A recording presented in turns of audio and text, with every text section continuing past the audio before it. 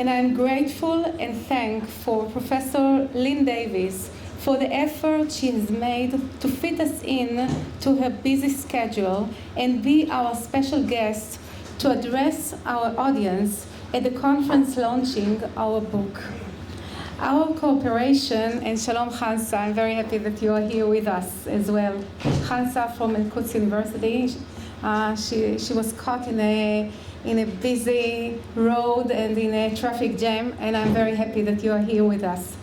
Our cooperation, based on mutual research interests, paved the way to our book, Gender, Religion, and Education in a Chaotic Postmodern World. In time, we developed a long-lasting, true friendship between scholars. Lynn is really a great person and a real mensch. I have the honor to introduce my dear friend and colleague, Professor Lynn Davies. Lynn Davies is a Professor Emeritus of International Education at the University of Birmingham, UK. Her central interests are in the field of education and conflict, education and extremism, and education in fragile states. She has published major books and reports in these areas. She helped in the development of Sri Lanka's national policy on education for peace and social cohesion, and continues to assist with evaluation of the impact of the policy.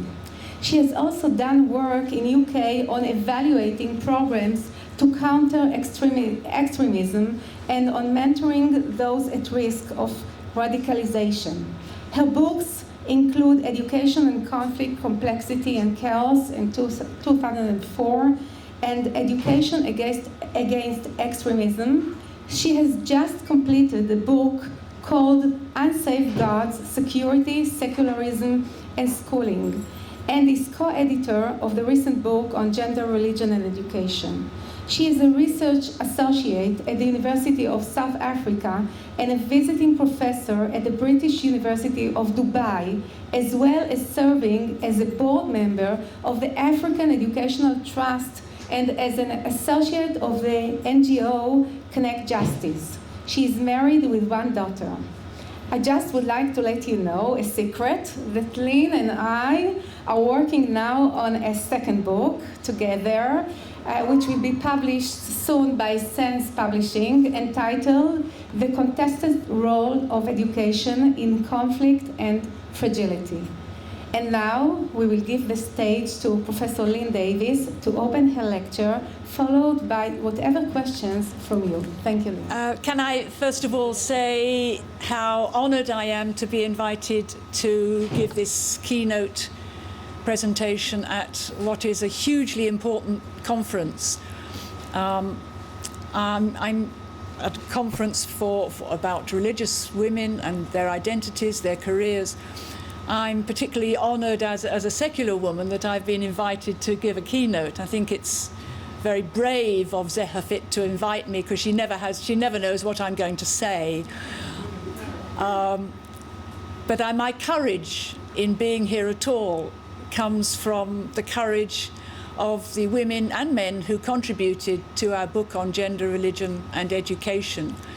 And as I'll be saying, I've learned so much from that experience and from those contributions that I feel I can stand here in front of you all. My title is Gender, Religion, and Education, a Multi-Religious Perspective, which is a theme of our book, of course, because it is about multi-religions.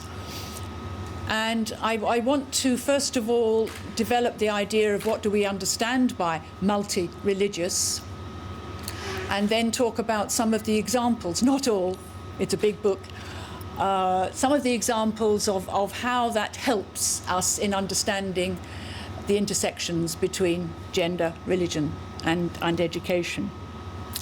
So, can you see that all right? Is that okay? Yeah.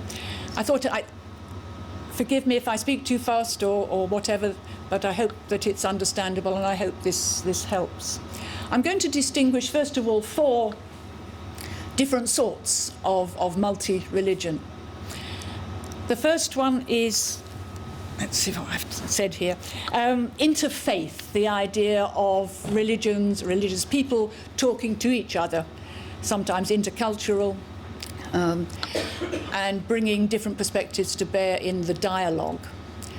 Always useful, always educative.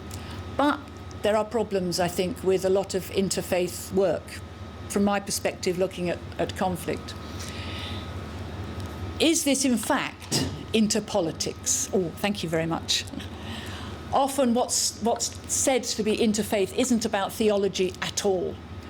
It's not about what people are thinking about their religions and the finer points. It's about politics. Interfaith dialogue often is not about that. And we have to be clear about what we're actually talking about. My second problem is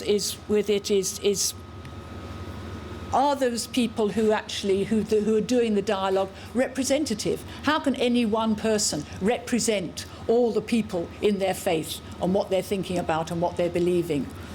They're held up as representatives. We have a lot of problems of that in UK with representatives of the Muslim community as if they were all one people. So I have issues with that, and the obvious issues about whether they're representing women, often men who are doing the interfaith dialogue. And that leads to this problem of diversity within the faith, and I'll come back to that a bit later on. So there's interfaith, there's comparative religion, and our book, I think, implicitly, explicitly, is comparative religion. We've got all the major religions, and we've got 15 different countries represented, so it's a lovely mix. What happens in comparative religion, of course, are all the contrasts, but also the patterns of similarity. And the patterns that we would be interested in are things like narratives. All religions have their narratives, their stories, their epics, their myths, all the things that go back. I was introduced to your shelves earlier on that go back centuries. They're all there, and they are studied and held to be obviously of central importance. They define what's going on. But of course, within those narratives lurks patriarchy. And all religions, I would say, all religions, I'm going to say, contain elements of patriarchy in those narratives. They all say something about gender roles. And I'm afraid they all say something about a second-class status for women at some point. Not always, but it's there. So what we're arguing and we're talking about here is challenging that, and I'll talk about how that patriarchy can be challenged. But a third aspect of comparative religion, of course, is the fact that every religion has its own value system of ethics around rights, dignity, respect, and that's something that can be capitalized on, something that you can work on in this challenge to patriarchy. You don't have to invent it. You don't have to say this is what religion ought to do. It's there, it's written, it's transcribed. And that's something that I've found very useful. I've been doing some work in Afghanistan on gender and human rights with the teacher training colleges. And what you find, of course, in talking about gender in a country like Afghanistan is that everyone says, oh, the Taliban, you can't bargain with the Taliban. You can bargain with the Taliban. They're not uniform any more than anybody else. They're not necessarily against girls' education. They're against Western education. And so as long as you make the schools more religious, not less, you call them mullahs, you call them imams, you have religious education, you can keep the Taliban happy. Also, you can use questions of rights. Say the children produced a very interesting booklet on gender and rights for use for women in remote rural areas to convince them that it was okay to send their girls to school because it's in the Quran that girls should be educated and that they have the right to that education. And that's been amazing, the impact of that small little book with pictures showing gender and rights in the Quran. Get your girls to school. So everything's possible You just have to find a way in. A third area of multi-religion, of course, is bringing people together, bringing religious people together and those outside faiths to work on a common cause. And that's hugely powerful, of course, if you can get everybody collaborating. Campaigning, lobbying, petitioning, with a religious base or outside it. And obviously we're waiting to see what's happening with all the petitions to the Sudanese government at the moment. I'm assuming we've all signed the petitions and the campaigning around not executing Mariam Yahya for the obscene work, campaigning against the obscenity of the Sudanese government in claiming that she is guilty of apostasy, of leaving her faith when she wasn't a Muslim in the first place. She was a Christian. You know the background of this. But I think it's very powerful if we can come together in all of those campaigns, signing the petitions, lobbying as far. Individually, I have no power, but together we can make progress on that, and we can make the world hopefully a slightly better place. I'm interested in this idea of the jihad, the struggle of the pen. And again, we've got a situation in UK of very diverse Muslim groups. You won't know all these groups, Council of Britain, Sharia Council, and they're all usually fighting, for power. And they've come together to campaign against female genital mutilation, which again is one of the great, I think, crimes of the century. 20,000 girls just in UK are being violated through circumcision practices, which they're pointing out are not enshrined in the Quran. So what's inspiring about that, it's the youth movements, the young people that we're working with who are campaigning against this, bringing people together. A quick word on what multi-religion is not. Multi-religion is not about hybridity. It's not about mixing. And that's one of the, I think, I'm not sure if that's a problem, but it's certainly an issue to talk about. You can't mix and match religions. You can be a British Muslim or a Chinese Christian. You can mix religion and nationality. But you can't mix and match. You can't be a Muslim Christian. And we shouldn't pretend that interfaith is about that sort of bringing together. One of the problems that I work with on conflict, of course, is that you can't bargain across religions. You can bargain with patriarchy. What? I haven't started yet. I had half an hour. When did I start? I was going to speak for 30 minutes and then questions. Okay, I'll go fast. I'll finish this point because it's an important point about what we find from the research on religion and conflict is that conflicts are much more intractable and worse if there's a religious base, because you can't bargain. You can't exchange, you can't exchange land or resources or power. You cannot exchange bits of religion. And that has been the problem, which you know far more about than I do. A fourth aspect of multi-religion is how you govern a multi-religious society. My own work is around secular systems of governance, which I say is actually friendly to religion. Secularism isn't anti-religion, and there's a lot of myths about that. The idea that secularism is the same as atheism, which it is not. It is a system of governance which makes a level playing field for all religions. No one religion is privileged, no one religion comes to the top in a secular governance. They have to fight for their place in the marketplace like any other worldview. And therefore, I think secularism actually helps gender equity, because a secular system of governance based on rights, based on legal frameworks, citizenship, protects minorities, it protects minority religions, and protects minorities within those religions. One of the aspects of a good democracy, of course, is freedom of speech, and that is crucial for our work on gender, religion and education, that we're allowed to speak out and that it's not seen as illegal as it would be in a country like Saudi Arabia.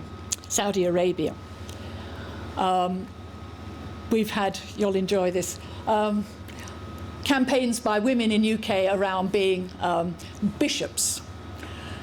And the church at the moment doesn't let women be bishops, so the religious women all got T-shirts saying, God is an equal opportunities employer. Pity about the church. I think that's a light way. We don't have to always to be serious in our campaigns and lobbying. We can take the mickey. Okay, I'm on to the book. Don't panic. Which brings me on to how does all these themes in multi-religiosity impact on our book? What I'll do is just run through a few examples of from different countries to give you a flavour of the book. But first of all, of course, the introduction is always the central part that tells you where you are. And that sets the scene with an exposition. I think you've already heard about that from Zehavit, about the patriarchal bargain, moving on from the notion that we just have to bargain and be silent and we can challenge. It's I think, groundbreaking in the challenges that are there. And I think Zehavit's introduction makes a highly significant contribution to that theoretical field, as well as a practical field of activism, which is what I'm increasingly interested in.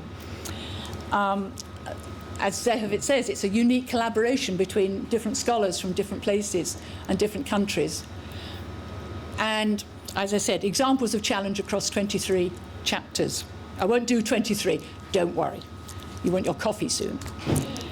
Okay, just then some examples of things that have inspired me. Liberation theology in Nicaragua. And these are women working within women's movements against poverty in Nicaragua, working in social movements as Christians, as liberal theologians. I love this quote.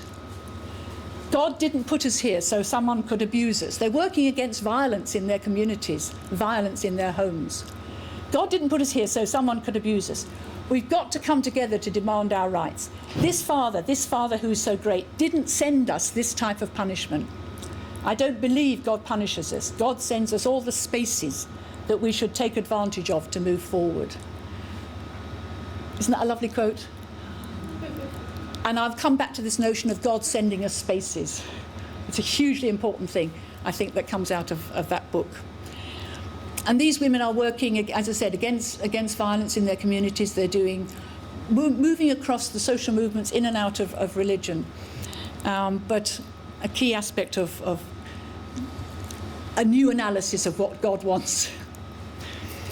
Women in Buddhism was another chapter we had. Again, women in Buddhism are usually denied access to the top levels of being a monk, which decides your power, your status. And again, Buddhism, you'll have a lower rebirth. Women are seen as lower down the scale. But what they're doing is reviving what's called a bhikkhuni tradition of women becoming monks. It's a bit second-order monks, but nonetheless they're fighting for it. And once you're a monk, you can then have influence, you can educate, you can go out in the community, and you can give messages.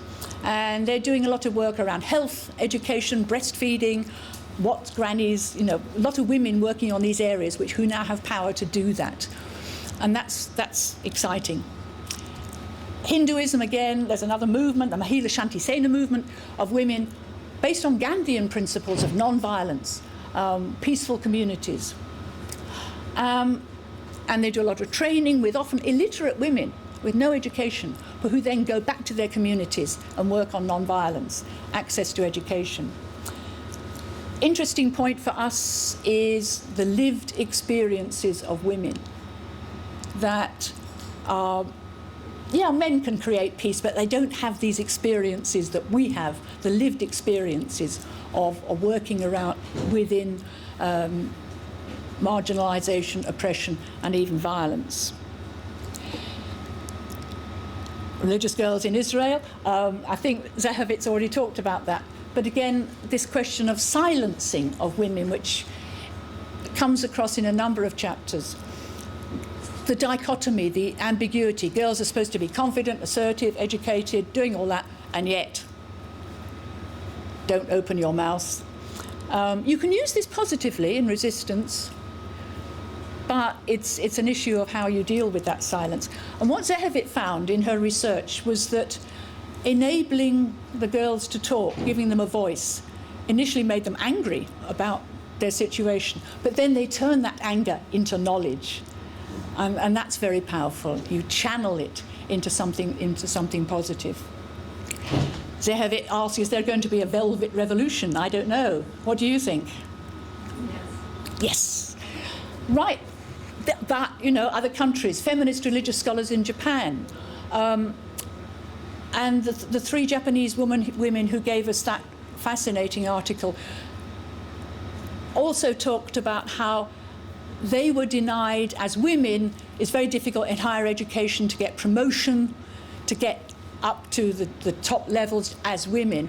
Then they also suffer discrimination as religious scholars, because the male religious scholars don't really think that women can do religion. 5 minutes, that's okay. I've only got 5 more of those, a minute each. They don't think that women can do that. They think that feminism is politics. It's not religion at all. So as soon as you start talking about feminism, that's political. You can't do that in religion. But they're trying to find new ways of spirituality. They're not trying to blame people, but finding new ways to use their, again, lived experiences. I think Tamar Ross is here, and therefore I won't spend any time on this. Hello. You can do this later. But I was so inspired by your chapter, which is, again, these huge dilemmas about divine will.